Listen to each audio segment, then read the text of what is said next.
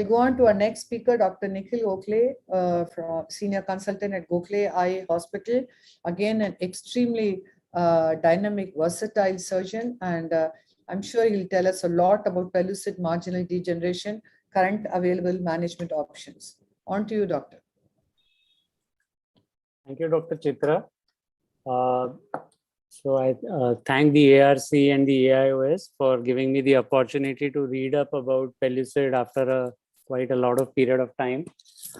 So basically, whenever we come across a case, I think as postgraduates, we need to understand that are you dealing with a case of a PMD or a keratoconus or keratoglobus? They can all look very similar. So sometimes the ectasias are confusing. So I think we need to look at clinical picture, the clinical presentation and topography, and then try to make a difference between what we are trying to treat.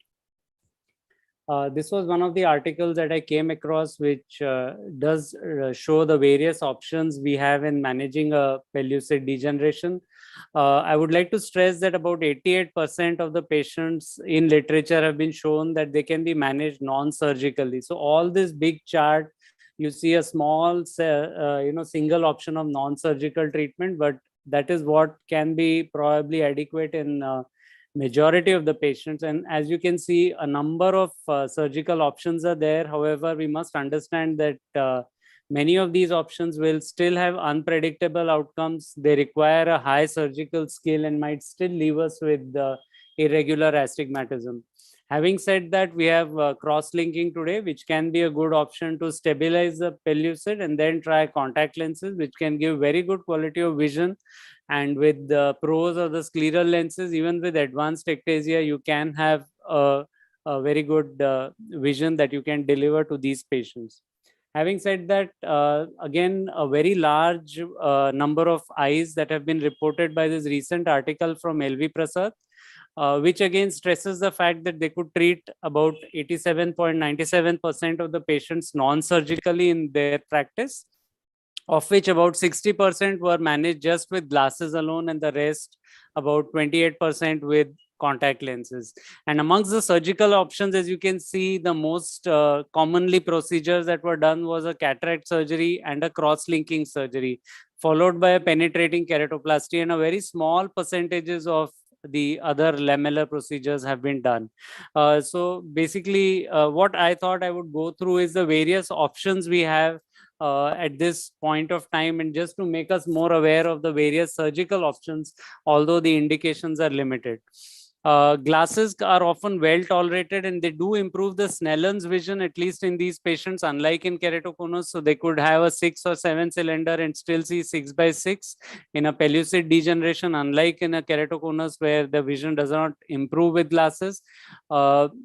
Contact lenses, depending on the grade of pellucid, could range anywhere from a soft lens to a prose lens. And we have the RGP lenses which come in between. With regard to surgical procedures, in the past, I think a penetrating keratoplasty was done quite often. However, we don't do it very often today because we understand that we have to do extremely large grafts if we have to take the area of the ectasia and excise it. So which brings us very close to the limbus, and therefore we end up with suture related problems and a very high risk of getting rejection and rejection related graft failures. To probably not remove the central cornea, which may not be affected by the pellucid, one option could be to do a crescentic wedge resection, whereby you just remove the abnormal tissue, which is thin and ectatic, and this reduces the vertical length of the cornea and improves the shape and the vision. However said, it is a challenging job to suture some of these corneas, especially if they're extremely advanced, and they may still have refractive instability and astigmatic drifts. As we just heard, DAL can also be a good procedure because we don't have the issue of endothelial rejection in these patients. However, they are again surgically complex procedures, especially when we have patients with extreme ectasias and extreme thinning in the periphery. It's a nightmare to dissect these tissues except in maybe very surgeons who are really having good experience. Lamellar wedge resection is again an alternative to a full thickness wedge resection. However, as we understand, if we try to remove a large wedge of tissue in a patient, we will have extremely deformation and folds in the corneal tissue. And to circumvent this, some people have tried to develop what is called wedge resection with a dissection of the cornea. So you do a deep lamellar dissection of the cornea, and when you do the wedge resection, there is a lamellar sliding of the cornea, which probably gives rise to less distortion and less folds in the cornea when you suture the wedge. So these are some of the schematic pictures where you can see dialc dissectors used to first dissect the cornea up to the area of the thin area, and then you excise a crescent and then suture it tightly, trying to overcorrect on the table so that it eventually comes to a more better shape.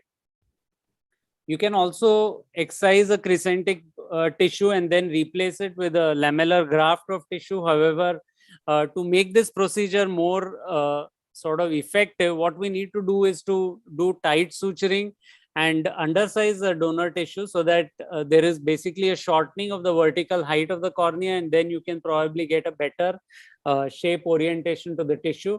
And you can also combine it with a penetrating keratoplasty, either in the same sitting or do it at a second sitting. And as we just saw, Namrata, tuck-in lamellar keratoplasty, which has been described by Dr. Vajpayee, is an excellent technique in these procedures, where you create a peripheral sort of a groove and pocket, and then you dissect the stromal tissue with a little bit of a peripheral flange, which is then used to strengthen the peripheral cornea, and this can give very good results. This is just one patient I had who had extreme ectasia, which was there extending to the limbus with a central hydrop scar. So I did a tuck-in lamellar keratoplasty on the first stage, but because of the central scar, his vision was not improving well, and I did a penetrating graft subsequently.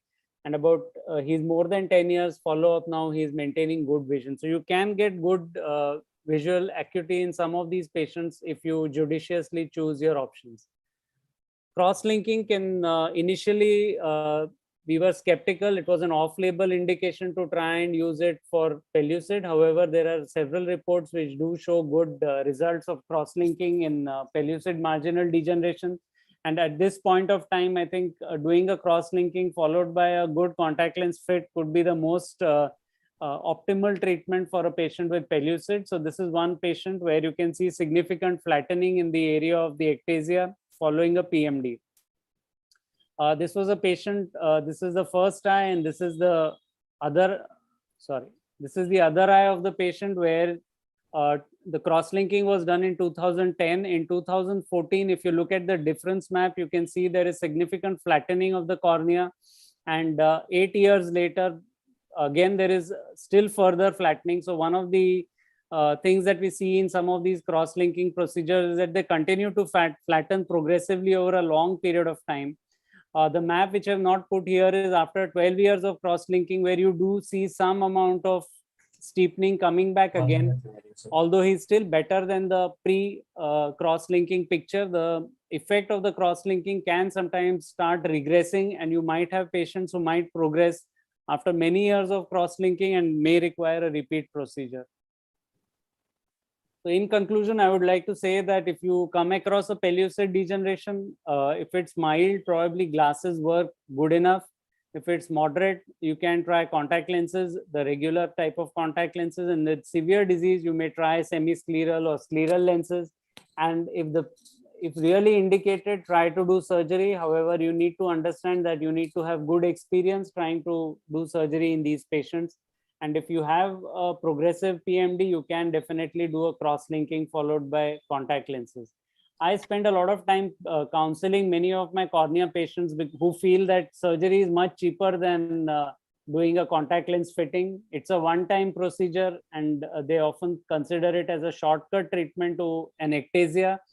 And I think we need to spend significant amount of time trying to tell them that these procedures can be less predictable and less safe in the long term, and in their interest, it's better that we try to do procedures which are more predictable. Thank you. That was a wonderful talk, Dr. Nikhil. It was really worthwhile your reading up, as you said. I don't think you need to read up much, knowing you over these years. But I wanted to ask you one question. Like, if you see a patient of PMD, would you often observe these patients, then cross-link progression being lesser in these eyes? And when you cross-link, what are your tips? Would you make decenter it? Would you make create a larger epithelial defect? What would you do? Yeah, so basically we need to understand that PMD often is diagnosed at a much later age compared to a keratoconus. So I have had patients who have had more than 10 years of follow-up and have not progressed at all.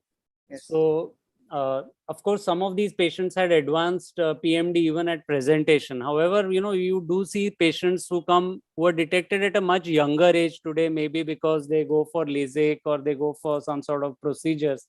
So if you detect a PMD at a much earlier stage, probably you're in a position to document progression. So I would normally follow these patients up and look for progression, because PMD in general will progress not like a keratoconus and it won't jump fast. However, if you pick up early cases, there are these patients who might progress slowly over decades actually. So that is why even after the cross-linking, as I showed you, to say that it is stable, we need to really monitor these patients for a very, very long period of time to say whether it's a cross-linking or it's just a natural history of disease. Regarding the cross-linking, of course, I try to do a decentered sort of cross-linking where the defect tries to go more closer inferiorly or wherever the area of ectasia is there.